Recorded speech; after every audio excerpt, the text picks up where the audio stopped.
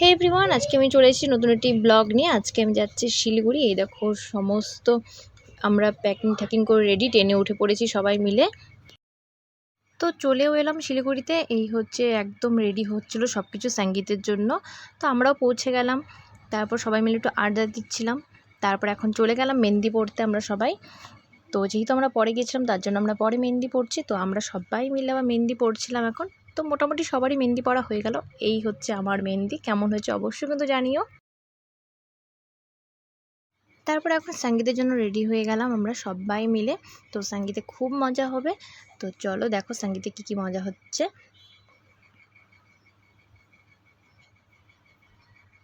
শিলিগুড়িতে প্রচণ্ড গরম ছিল, তার জন্য আমরা একটু পরপর ঠান্ডা খেয়ে নিচ্ছিলাম। এত গরম যে থাকাই যাচ্ছিল না। তো তারপর একটু পকোড়াও খেয়ে নিলাম।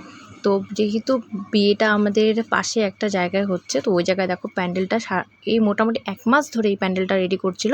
তো এটা আগের দিন রাতে, বিয়ের আগের দিন রাতে লাস্ট কাজ হচ্ছিল। তো দেখো প্যান্ডেলটা খুব সুন্দর হয়েছিল। তো আমরা একটু প্যান্ডেলটা গিয়ে ঘুরে এলাম, যেহেতু সঙ্গীতটা এখনও শুরু হয়নি তার জন্য। তারপর চলে আসি এখন সঙ্গীতে। তো এখন সবাই ডান্স করছিল সঙ্গীতে। তো এখন চলে আসি বিয়ের দিন সকালে, গায়ে হলুদ। তো সবাই দেখো রেডি হতে ব্যস্ত ছিল যে যার মতো। তো আমিও রেডি হয়ে গিয়েছিলাম।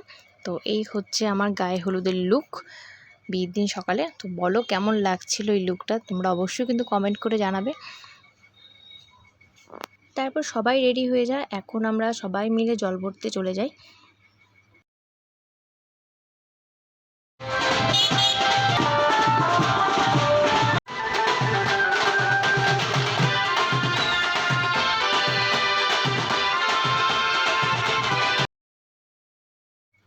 কনেকে এখন গায়ে হলুদ দেওয়া হচ্ছিল, তারপর স্নান করানো হচ্ছিল এখানে।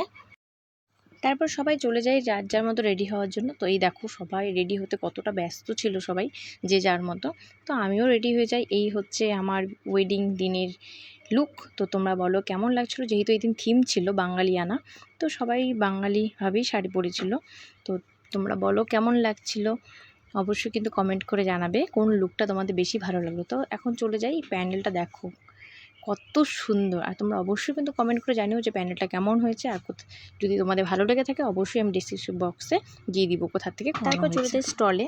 তো অনেক কিছু স্টল দেওয়া হয়েছিলো, ফুচকা, জিলেবি, তারপর ছিল হচ্ছে চাট, তারপর ছিল আইসক্রিম, ঠান্ডা, আরও অনেক কিছু ছিল। তো অনেকে এখানে খাওয়া দাওয়া করছিলো আইসক্রিম ফাইসক্রিম। তো এখানে দেখো, তো আমরাও খেয়ে নিলাম আইসক্রিম, যার যেটা পছন্দ। তারপর এদিকে বিয়ে শুরু হয়ে যায়।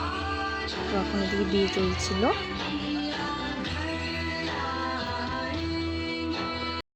তারপর বিয়ে কমপ্লিট হয়ে যায়। তারপর এখন চলে আসি বাসি বিয়েতে। এই হচ্ছে আমার বাসি বিয়ের লুক। তো তোমরা বলো কেমন লাগছিল, অবশ্যই কমেন্ট করে জানাবে। তো এখন বাসি বিয়েতে সকালবেলা স্নান করানো হচ্ছিল কনে আর বরকে। তো স্নান হয়ে গেল এখন এখানে।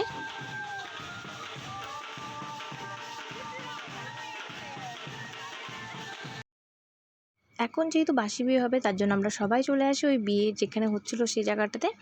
তো এখন বাসি বিয়ে হচ্ছিল। তো সিঁদুরদানও হয়ে গেল, এখন সিঁদুরদান হচ্ছিল।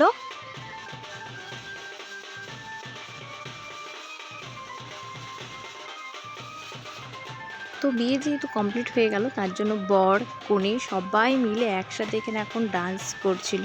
তো দেখো যেহেতু ভালোবাসার বিয়ে, এতদিন পর যেহেতু পূর্ণতা পেল তার জন্য এই মজাটা বোধহয় এমনটাই হয়।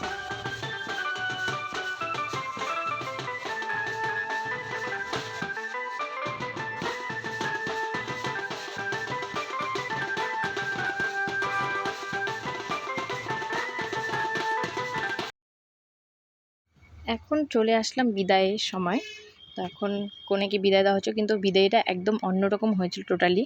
তো কোনো কান্নাকান্নি হয়নি। তো খুব মজা হচ্ছিলো, ওকে বিদায় দেওয়া হচ্ছিলো একদম অন্যরকমভাবে ডিজের সাথে। যেহেতু লাভ ম্যারেজ সুতরাং খুব মজা হয়েছিল। তো দেখো আমরা ডিজেতে নাচতে নাচতে গিয়ে বিদায় করি আমরা সবাই মিলে।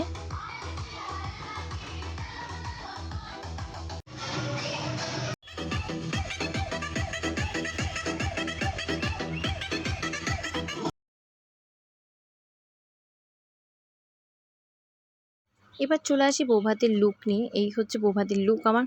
তো তোমরা বলো কোন লুকটা সবথেকে বেশি সুন্দর ছিল। তো এই হচ্ছে সবাই আমরা বৌভাতের জন্য রেডি হয়ে গেছিলাম। তো এখন আমরা সবাই বেরিয়ে পড়ছি, বৌভাতে যাব ছেলের বাড়িতে। তো চলো এখন আমরা পৌঁছেও গেলাম সবাই মিলে। তো এখন আমরা সবাই যেহেতু একসাথে দাঁড়িয়েছিলাম, একসাথে ভিতরে যাব, তার জন্যই সবাই একসাথে দাঁড়িয়েছিলাম এখানে। তো এখন আমরা ভিতরে ঢুকলাম। তো তারপরে আমরা খেয়েও নিলাম, যেহেতু অনেক রাত হয়ে গেছে। তো খাওয়া দাওয়ার পরে সবাই মিলে আমরা নাচানাচি করছিলাম, এখানে খুব মজা হচ্ছিল।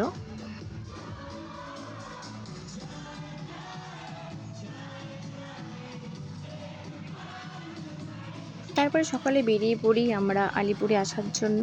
তো এই হচ্ছে আমরা সবাই রেডি। তো স্টেশনেও চলে আসি আমরা। তো এখানেই আজকে ব্লগটা শেষ করছি। তোমাদের কেমন লাগলো আজকের এই ব্লগটা অবশ্যই কিন্তু কমেন্ট করে জানিও। নেক্সট ব্লগ খুব তাড়াতাড়ি আসবে, ততক্ষণ টাটা বাই বাই।